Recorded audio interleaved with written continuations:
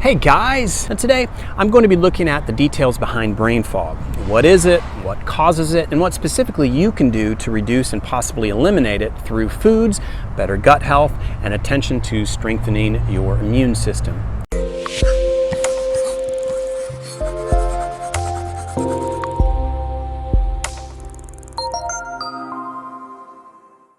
I appreciate you tuning in for this episode of Go With Your Gut podcast, where we focus on how to be more in tune with those gut instincts and spiritual actions that we're being called to do to actually make healthy and positive changes to ourselves, our family, our community, and the world around us.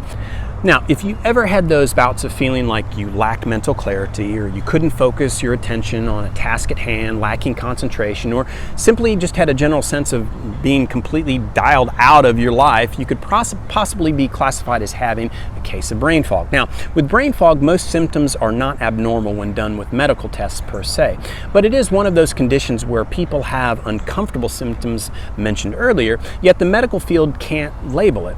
Now, just imagine if you're having trouble thinking of the words that's right there on the tip of your tongue, or feeling as if you're performing tasks in this haze, or even taking longer to do certain tasks that are not supposed to take that long. And then you hear a doctor tell you that nothing's wrong with you. What's going on with that? Now, we should note that using the term brain fog doesn't mean the same thing as brain impairment or dementia, and there are no studies that say the feeling of brain fog leads to cognitive diseases. But there are other reasons you may be feeling that way, and it actually has to do more with foods than it might do with aging. So if I was to ask you for your definition of brain fog, I bet you might say something along the lines of it has to do with aging or some sort of result of hormonal changes in the body. But in actuality, our environment plays a significantly much bigger role than what you might think. Each and every day we are exposed to a significant amount of toxins, things that contaminate our bodies, bad bacteria, chemicals, and pesticides, to name a few. Unfortunately, most only look at one particular toxins and have our government tell us that, a very tiny bit of that one particular thing, like pesticides on an apple, that's not bad for human health. But what happens when you add 10 or 2 or 8 over the course of a day, and then you multiply that by 40 years? Would that have a negative effect on our bodies and possibly influence the way our brain behaves? Of course it would. But how often do we look holistically rather than singularly? When you take one toxin, most bodies can handle the responsibilities of removing it. This is called inflammation, but let's be honest, when you're bombarded with them daily, our immune systems can only handle so much, and being constantly inflamed is never good for our brain and body. So let's address inflammation. Now, think of inflammation as a response to an assault on your body. Things like proteins, cytokines, and other quote-unquote toxins bombard our body from the inside or from the outside. So initially the body responds accordingly and sends out what I call firefighters to put out the fire caused by those invaders. Now, this is actually a good thing and beneficial for our long-term health, but what happens when the fire gets too large for those initial round of firefighters to actually handle it? Or what happens if, what started as, let's say, a wood fire now has become a gas or chemical fire? Can't you see how the body could get overwhelmed? Now, this constant or much bigger inflammation puts a significant burden on the cells, or more specifically the mitochondria, that it needs to address the inflammation. Now, why do I mention mitochondria? It's because all of the cells in our body become energized by mitochondria, and because our brain actually requires a lot of energy from cells. So by having chronic inflammation, our brain and also our gut become inflamed and worn out, causing those toxins to move unfettered into our central nervous system, causing neuroinflammation.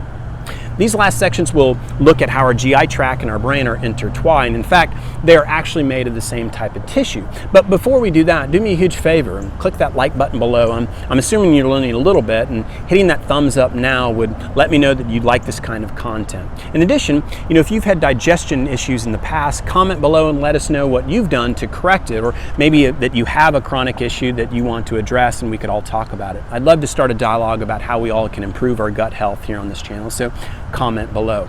Now, there's a constant flow of communication going up and down our bodies from the enteric nervous system, which is our gut, and then the central nervous system, which is our brain. And when your gut becomes inflamed by the foods you're eating, the lining of the GI tract it's not looking to be friendly home for the good bacteria that we need. In fact, it's actually, the focus is solely on reducing that inflammation. So by that logic, our microbiota has changed, and there's not homeostasis in our immune system. That's never a good thing. Now, this imbalance further enhances our ability to have additional inflammation and brain fog. So you can see how and what we eat can affect inflammation and brain fog.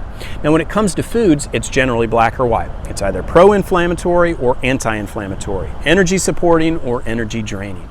Nutrition can't be underestimated when it comes to brain health, and many times our diet alone can be the cause of brain fog. Now, let's say that you already have inflammation in your gut. Once the biome of your belly is actually out of whack and more prone to being overtaken by the bad bacteria, it's not uncommon to experience motility issues, lethargy, and a slowing down of brain activity. That's basically what brain fog is. So your body requires all of this activity and energy and needs enzymes to actually make it happen. Now, there are certain bacteria that support this energy by helping the enzymes perform their function, and then you have other bacterial species that are hostile to the enzymes and prevent them from doing their jobs. Now, our gut microbiome is very complex, and unfortunately, if you have issues already, it's not very simple to correct the issue. And I'll be the first one to admit that it takes more than one probiotic pill or a bottle of my kombucha to get our gut back into par and then reduce that brain fog. You know, there even might be instances where probiotics contribute to brain fog in people with SIBO or small intestine bacterial overgrowth.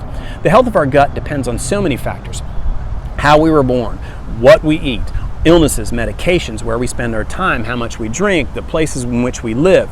Reducing inflammation and ultimately reducing brain fog via our gut health requires time, dedication, and an absolute motivation to make those changes to our lifestyle. Our gut is like a shield in battle and takes the most force inflicted upon it by the enemy. If you make it strong and solid, it will always protect you. Now, if you feel you have brain fog based on these things that I've mentioned, what steps could you actually take to reduce its effect? So 1, practice a bit of intermittent fasting. Now, I'm not going to go into too much detail here, and I've made a couple of videos of it already, but giving your digestion a much needed break will allow other parts of your body to heal and be restored. 2, focus on eating meals with a healthy amount of vegetables and organic complex carbohydrates. Load up on healthy fats like avocados, nuts, and seeds. Eliminate processed foods, sugar, simple sugars, and dairy. 3, don't eat constantly on meals throughout the day. This is what we call grazing. 4, try to go to bed at the same time and get up around the same time each day.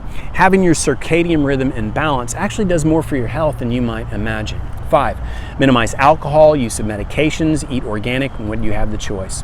6, get out into nature 4 to 5 times a week. I mean, I'm out here now. I love nature. Take a walk, sit in the park, go to a nature center. Get out and enjoy it, friends. It does so much for your brain. 7, exercise, stay hydrated, supplement with things to support your immune system, and try some deep breathing techniques. And lastly, 8, smile and laugh.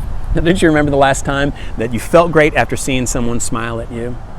Thanks for watching, guys. Now, before you go, remember to hit that like button. Wherever you're watching this or listening to this, tap the subscribe button, turn on post notifications, or share it with your audience. It would be helpful to them, and it would mean the world to me. Have a great day, folks.